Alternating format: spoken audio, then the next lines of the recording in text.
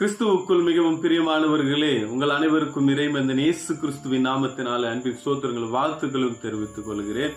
இந்த உலகத்திலே வாழ்ந்து கொண்டிருக்கிற அது ஆண்களாக இருக்கலாம், பெண்களாக இருக்கலாம், குறிப்பாக வாலிப சகோதர சகோதரிகளாக இருக்கலாம், யாரா இருந்தாலும் இப்போது இருக்கிற சூழ்நிலை, இப்போது இருக்கிற காலகட்டத்திலே அழகு என்பதை ஆவலுடன் எதிர்பார்க்கிறவர்களாக அல்லது அழகுக்கு அடிமைகளாக அல்லது தன்னை அழகுபடுத்திக் கொள்வதில் அதிக ஆர்வமுள்ளவர்களாக இருக்கிறார்கள். அநேகர் தங்களுடைய சமூக வலைத்தளங்களிலே தங்களுடைய புகைப்படங்களை பதிவிட்டு அதிலே வருகிற லைக்ஸ்கள், கமெண்ட்களுக்காக தங்களுடைய நேரத்தை செலவிடுவர்களாக, தங்களுடைய பணத்தை செலவிடுவர்களாக, அதற்காகவே என்ன செய்யலாம், எப்படி செய்தால் விரும்புவார்கள் ஜனங்கள் என்பதற்காக அதையே யோசித்துக் கொண்டிருக்கிறவர்களாக இருக்கிறார்கள். அல்லேலூயா.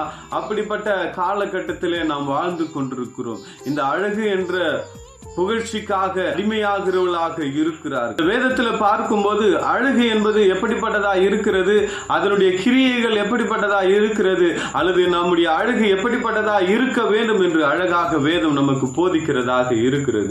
நீதிமொழிகள் 31வது அதிகாரம் 30வது வசனம், சௌந்தர்யம் வஞ்சனையுள்ளது, அழகும் வீண், கர்த்தருக்கு பயப்படுகிற ஸ்திரீயே புகழப்படுவாள் என்று வசனம் சொல்லுகிறது. அல்லேலூயா. இதை அழகாக திருவிழத்துல எழில் ஏமாற்றும் அழகும் அற்று போகும் என்று அழகாக அதை எழுதியிருக்கிறார்கள். எழில் என்பது ஏமாற்றுகிறதாக இருக்கிறது. அதான் வசனம் சொல்லுகிறது. அழகு வஞ்சனை உள்ளதாக இருக்கிறது. அது என்ன பண்ணுமா, நம்மள வஞ்சிக்கிறதாக இருக்கிறது. அது நமக்கு ஏமாற்றத்தை கொடுக்கிறதாக இருக்கிறது. அது நம்ம ஏமாற்றுகிறதாக இருக்கிறது. ஒருவர் இந்த அழகினாலே அநேகம் பேர் ஏமாற்றப்பட்டிருக்கிறார்கள், ஏமாற்றத்தை கொடுத்து இருக்கிறார்கள். அல்லேலூயா.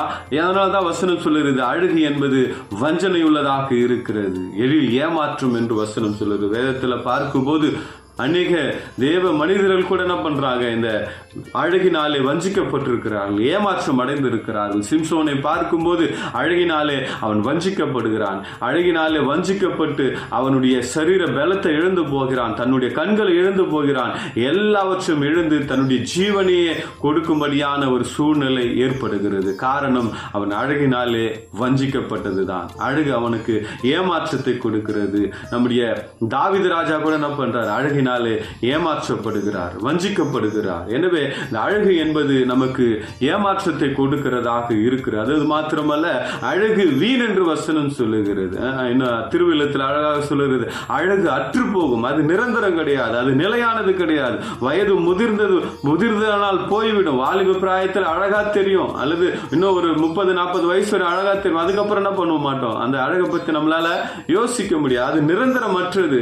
அல்லது நம்முடைய சரீரத்தில் ஏற்படுகிற பலவீனத்தினால் என்ன பண்ணோம், நம்முடைய அழகு அற்று போகும். ஆனால் அது வீணானது. அதற்காகவே நம்ம என்ன பண்ணக்கூடாது, நம்முடைய நேரத்தையோ நம்முடைய பணத்தையோ நம்முடைய எல்லாவற்றையும் என்ன பண்ணக்கூடாது, அதற்காக செலவிடுவர்களாக அது என்ன பண்ணக்கூடாது, நம்ம விரும்புகிறவர்களாக இருக்கக்கூடாது. வசனம் சொல்லுகிறது, நீதிமொழிகள் 11வது அதிகாரம் 22வது வசனம், மதிக்கேடாய் நடக்கிற அழகுள்ள ஸ்திரீ பன்றியின் மூக்கில் இருக்கிற பொன் மூக்குத்திக்கு சமம் என்று வசனம் சொல்லுகிறது. அல்லேலூயா. எதல, பன்றியினுடைய மூக்கில இருக்கிற பொன் மூக்குத்திக்கு சமானமா? யாரு? மதிக்கேடாய் இருக்கிற அழகுள்ள ஸ்திரீ. அது அழகுள்ள ஸ்திரீயோ அல்லது அழகுள்ள ஆணோ, அவர்கள் யாரா இருக்கட்டும், அவருடைய இருதயம் மதிக்கேடா இருக்குமானார், அவருடைய சிந்தனைகள் புத்தி கேட்டதா இருக்குமானார், அவருடைய சிந்தனைகள் தாறுமாறா இருக்குமானார், அவர்களுடைய அழகெல்லாம் அவர்கள் எப்படிப்பட்டவர்களா இருக்கிறார்கள் என்றால், பன்றியினுடைய மூக்கில இருக்கிற பொன் மூக்குத்திக்கு சமானமே. அது பொன் என்பது, தங்கம் என்பது விலை உயர்ந்ததாக இருக்கிறது, அழகுள்ளதாக இருக்கிறது. ஆனால்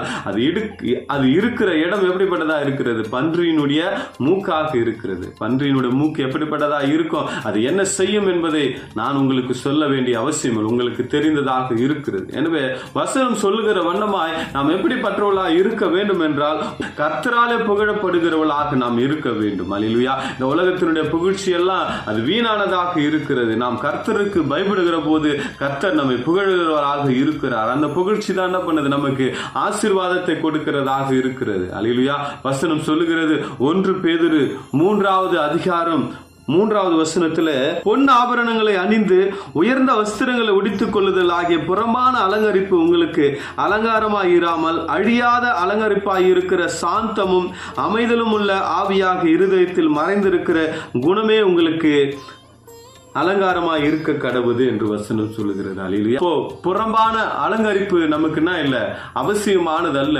நமக்குள்ளாக இருக்கிற உள்ளான அலங்கரிப்பு, நமக்குள்ளாக இருக்கிற நல்ல குணங்கள், நல்ல குணாதிசயங்கள், சாந்தமும் அமைதலும் தானே பண்ணுது நமக்கு ஆண்டவர் விரும்புகிற அலங்கரிப்பாக இருக்கிறது. எனவே இந்த கால வேளையில் ஆண்டவர் உங்களுக்காக கொடுத்திருக்கிற இந்த ஆலோசனையான வார்த்தையின்படி என்ன பண்ணுங்க, அழகு என்ன பண்ணுது, வஞ்சனை உள்ளதாக இருக்கிறது, அழகு வீணாக இருக்கிறது, அல்லது அது நிரந்தரமற்றதாக இருக்கிறது. கர்த்தருக்கு பயப்படுகிறவர்களே புகழப்படுகிறவர்களாக இருக்கிறார்கள். உலகருடைய மனிதர்கள் புகழ்ச்சிக்கெல்லாம் நீங்க என்ன பண்ணாதீங்க, அடிமையாகாதீர்கள், அதை விரும்பாதீர்கள். கர்த்தராலே நீங்கள் புகழப்படுவர்களாக இருங்கள்.